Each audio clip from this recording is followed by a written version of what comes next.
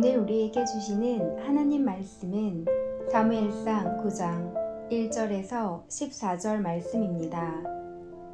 베냐민 지파에 기스라 이름하는 유력한 사람이 있으니 그는 아비엘의 아들이요 스롤의 손자요 베고랏의 증손이요 아비아의 현손이며 베냐민 사람이더라. 기스에게 아들이 있으니 그의 이름은 사울이요 준수한 소년이라. 이스라엘 자손 중에 그보다 더 준수한 자가 없고 키는 모든 백성보다 어깨 위만큼 더 컸더라. 사울의 아버지 기스가 암나귀들을 잃고 그의 아들 사울에게 이르되 너는 일어나 한 사환을 데리고 가서 암나귀들을 찾으라 하매 그가 에브라임 산지와 살리사 땅으로 두루 다녀 보았으나 찾지 못하고 사알림 땅으로 두루 다녀 보았으나 그곳에는 없었고 베냐민 사람의 땅으로 두루 다녀 보았으나 찾지 못하니라. 그들이 숲 땅에 이른 때에 사울이 함께 가던 사환에게 이르되 돌아가자. 내 아버지께서 암나귀 생각은 고사하고 우리를 위하여 걱정하실까 두려워하노라 하니 그가 대답하되 보소서 이 성읍에 하나님의 사람이 있는데 존경을 받는 사람이라. 그가 말한 것은 반드시 다 응하나니 그리로 가사이다.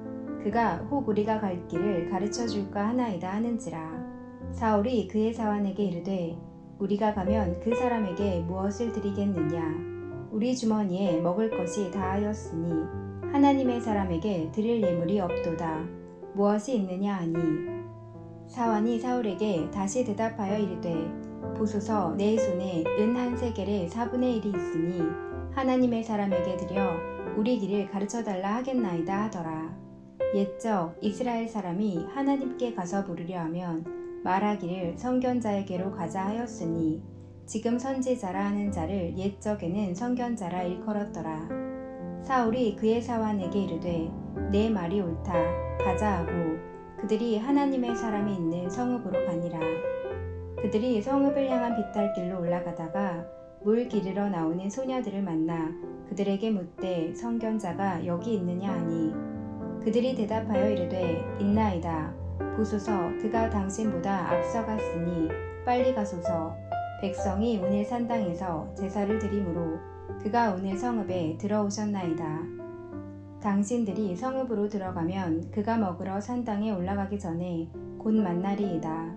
그가 오기 전에는 백성이 먹지 아니하나니 이는 그가 제물을 축사한 후에야 청함을 받은 자가 먹음이니이다. 그러므로 지금 올라가소서. 곧 그를 만나리이다 하는지라. 그들이 성읍으로 올라가서 그리로 들어갈 때에 사무엘이 마침 산당으로 올라가려고 마주 나오더라. 오늘 본문은 이스라엘의 초대 왕이 되는 사울에 대해서 기록한 부분입니다. 오늘 본문에 등장하는 이 사울의 모습은 매우 긍정적이고 우리가 배워야 할 부분들을 많이 보여줍니다. 물론 한 인생을 우리가 쉽게 단정짓는 것은 위험합니다. 비행기가 이륙하는 것도 중요하지만 목적지까지 날아가 잘 착륙하는 것은 더욱 중요하기 때문입니다. 우리 인생도 마지막까지 하나님의 뜻에 맞는 인생이 되고 하나님의 영광을 나타내는 인생이 되기 위해서 돌아보고 힘써야 할 것입니다. 오늘 본문에 나오는 사울의 외형적인 모습은 매우 잘생겼고 키도 컸다라고 되어 있습니다. 사무엘상 9장 2절을 보겠습니다. 기스에게 아들이 있으니 그의 이름은 사울이요 준수한 소년이라. 이스라엘 자손 중에 그보다 더 준수한 자가 없고 키는 모든 백성보다 어깨 위만큼 컸더라. 그런데 성경은 그가 외모로만 준수했던 것이 아니라 여러 면에서 참으로 괜찮은 사람이었다라고 말씀합니다. 그 단적인 예로 한 가지의 사건을 보여주는데 사울의 아버지가 암나귀들을 잃어버린 것입니다. 그 당시 양도 귀한 가축이지만 나귀는 매우 귀한 가축이었습니다. 운송수단으로 사용할 수 있는 짐승이었기 때문입니다. 그런데 아버지가 암나귀들을 잃어버리자 아들 사울에게 찾아오라라고 한 것입니다. 3절을 보겠습니다. 사울의 아버지 기스가 암나귀들을 잃고 그의 아들 사울에게 이르되 너는 일어나 한 사환을 데리고 가서 암나귀들을 찾으라 하매 이때 사울은 아버지의 명에 순종해서 암나귀를 찾는데 정말 열심히 찾았다는 것입니다.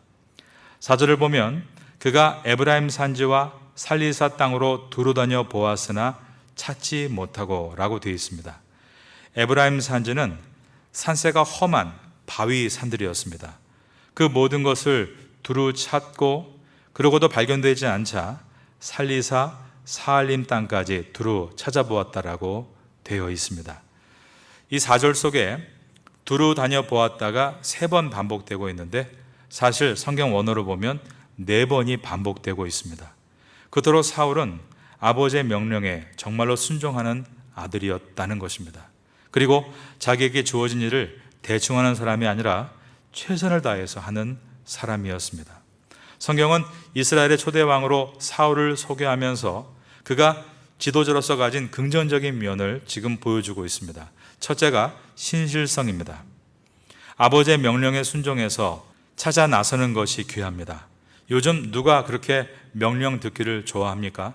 모두가 명령만 하려고 할 뿐 명령 듣기를 싫어합니다. 명령에 따른다고 해도 별로 최선을 다하지 않습니다. 대충 하는 경우가 있고 신용만 하는 경우도 있는 것입니다. 그런데 사울은 정말 최선을 다해서 찾은 것입니다. 이러한 신실성은 사람이 보지 않는 곳에서 그가 어떠한 자세로 일하는가와 연결되어 있습니다. 아무도 보지 않는 광야에서 하나님은 그러한 사울의 신실함을 보고 계셨던 것입니다. 여러분도 아무도 보지 않는 곳에서도 자신에게 맡겨진 일을 성실하게 수행하는 그런 신실한 사람 될 수 있기를 예수님의 이름으로 축원합니다. 두 번째는 사울은 일의 중요함과 덜 중요함, 경중을 아는 사람이었습니다. 사울은 최선을 다해서 암나귀들을 찾았지만 3일이 지나자 아버지가 걱정할 것이라는 판단을 했습니다.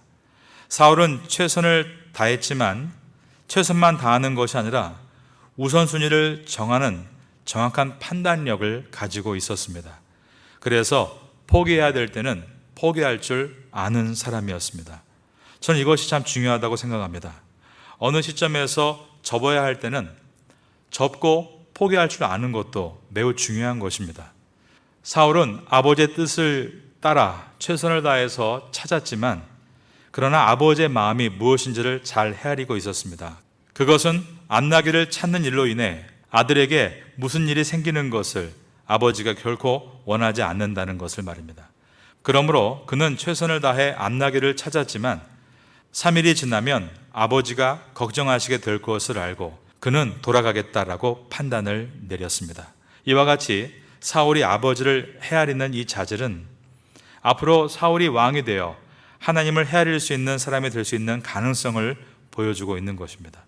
우리들도 마찬가지입니다. 우리가 하나님의 뜻을 헤아린다 입으로는 늘 말하면서 함께 있는 부모님을 헤아리지 못하고 아내와 남편을 헤아리지 못하고 자녀를 헤아리지 못하고 함께 일하고 있는 사람들을 헤아리지 못하고 있다면 그것은 아직 지도자로서 준비가 덜 된 것입니다. 상대방을 헤아리는 마음에 성공해야 하나님을 헤아리는 것도 성공할 수 있는 것입니다. 사울은 아버지의 입장에서 생각을 했습니다. 그러자 이제는 내가 돌아가는 것이 아버지의 마음에 더 합한 것이라는 생각을 하고 결정해서 돌아갈 수 있었습니다. 이 새벽에 나오신 여러분들은 기도하시는 가운데 하나님의 마음을 잘 헤아리시기를 바라고 또한 남의 마음을 잘 헤아리는 지혜를 얻게 되시기를 예수님의 이름으로 축원합니다. 9장 5절을 보시면 사울이 함께 있던 사환, 그러니까 집에서 일하는 일꾼에게 집으로 돌아가자. 내 아버지께서 암나귀 생각은 고사하고 우리를 위하여 걱정하실까 두려워한다라고 말하자 이 사환은 지금 가까운 성읍 안에 사람들에게 존경받는 하나님의 사람이 있다라고 말합니다. 9장 6절을 보겠습니다. 그가 대답하되 보소서 이 성읍에 하나님의 사람이 있는데 존경을 받는 사람이라 그가 말한 것은 반드시 다 응하나니 그리로 가사이다. 그가 혹 우리가 갈 길을 가르쳐 줄까 하나이다 하는지라. 사울이 이 사환의 제안을 따라 하나님의 사람을 만나러 가게 되고 그러므로 사무엘과 운명적인 만남을 갖게 됩니다. 이것은 사울과 종의 관계가 소통이 될 만큼 사울은 소통을 잘하는 열린 사람이었다는 것을 보여줍니다. 우리가 열린 사람이 될 때 나하고 같이 일하는 사람, 내 밑에서 일하는 사람들이 창의적인 생각을 할 수 있게 되고 말할 수 있게 되는 것입니다. 공동체가 발전하려면 창의적인 생각이 넘쳐나야 합니다. 그런데 그 창의적인 생각은 소통이 되는 곳에서만 일어날 수 있다는 것입니다. 보통 사람들은 어떻게 합니까? 아랫사람이 얘기할 때 좀 경험이 부족하거나 배움이 부족한 이야기를 하면 이렇게 말하길 좋아합니다. 그게 무슨 말이냐? 그게 말이 되느냐? 그러면서 핀잔을 주는 것입니다. 그러면 아랫사람은 다음부터는 절대 창의적인 제안을 하지 않습니다. 사울의 시종이 사울에게 이렇게 창의적인 제안을 할 수 있었던 이유는 사울이 항상 아랫사람의 제안을 잘 받아들이고 수용할 수 있는 소통의 사람이었기 때문입니다. 여러분도 소통을 잘 하시는 선도가 될 수 있기를 주님의 이름으로 축원합니다. 오늘 본문에서는 이와 같이 초대 왕이 될 사울의 자질을 우리에게 보여주었습니다. 자질을 잘 갖추는 것은 중요하다는 것입니다. 여러분은 올 한 해 가운데 말씀의 용사, 기도의 용사, 섬김의 용사로서의 자질을 잘 갖추어 가심으로 하나님께 귀하게 쓰임받는 성도가 될 수 있기를 마지막으로 예수님의 이름으로 축원합니다.